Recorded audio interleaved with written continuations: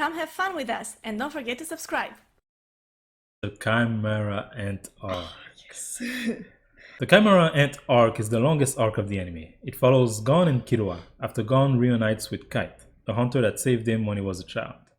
The group learns that a species known as Chimera Ant is feasting on humans. The two boys eventually become involved with the extermination team from the Hunter Association sent to deal with this unprecedented threat to humanity. Tom, tom, tom. This is such a good arc. I don't even know where to Such a good start. arc. You know, like I was saying a second ago, I guess as a transition, that like I didn't care much for the antagonists and Greed Island. Here, our antagonist, you know, the ants, but more specifically, the Ant King Meruem, is such a good character. Here's So the thing. good. What I love about this arc is that I feel like it's from the beginning challenging you. Because so far we've been through all of these different, storylines and different characters in which you are told, oh, you think this is the bad guy? Not really. Oh, you think this guy is just evil? Not really. And then here they throw these creatures, Literal monsters. that literally look like monsters who eat humans. And they're asking you, do you think these are the bad guys? Do you think these are evil? And of course you will say, yes, they're evil in the beginning. Of course you're not. It's like, and then after you've made up your mind, that they have to be evil. Because, I mean, there's no other way you will understand these creatures. You're starting, like, they start to show you, the anime starts to show you like, oh, no, not really, They are actually way more complex too. And it's made to challenge the way we view what the enemy is, in general. I mean, obviously in this anime, but I feel like it makes you think a lot about just the way you view like situations in general, And what you were saying, about they eat humans, of course they're evil, and as things goes on, you realize, right, they're feeding themselves. They're animal feeding themselves, as we do feeding on other animals, right? Yeah. The real issue here is that we're not at the top of the food chain anymore, Right. and so they must be evil. Not really, and this becomes a central element later on, especially during the fight between Netero and Meruem, because that's what each of them represent, right? It's a fight for humanity's dominance. It's not a fight about good and evil, Right. Yes, exactly. At It's about what's the dominant species. Exactly. At first you think it's about good and evil, but the arc makes you realize as things goes on that it's not, right? And as the ants become more and more human, you're also seeing the humans as more and more monsters. Right. Right? Yes. Not only Gon, who literally has a transformation and then proceeds to beat to a pulp an ant, but also a character that you thought was just an innocent old man, right? Netero. I mean, would you have said he's innocent? I would have thought, I was sure that he's like the moral authority in their world. I was sure that this guy, this old man, he must have, like the life experience and the everything else that comes with it, and with his position, that he sees things clearly.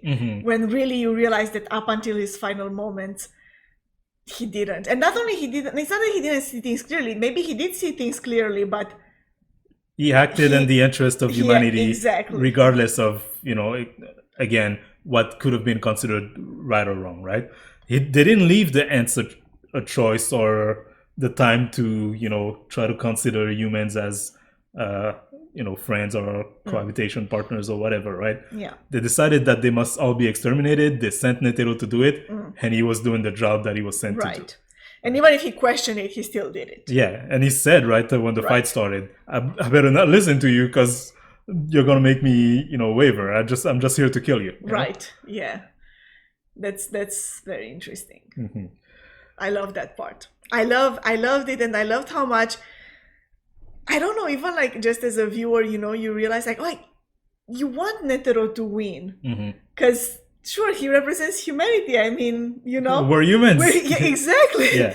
But at the same time, you're like, but you're not doing the best thing. Like, sure, he won in the end, but by what means, you know? Yeah, through a bomb, and then they explain the bomb Right. and how it's like the most inhuman weapon, right? Yeah. Again, through that theme of like humans are portrayed more and more like monsters, and the Yeah. monsters are portrayed more and more like human. How does Meruem ends his days, ends his life, you know, with the person he loved, you know, holding her hand? Yeah. Like, is there something more endearing than that, right? You don't see him as a monster at all anymore.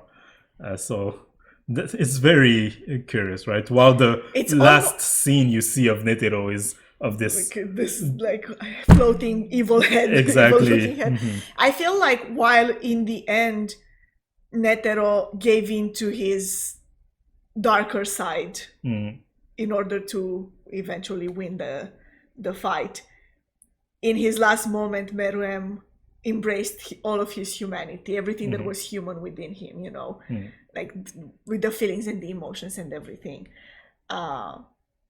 And I think that's an interesting, you know, it kind of makes you wonder, like, who won in the end between the two of them.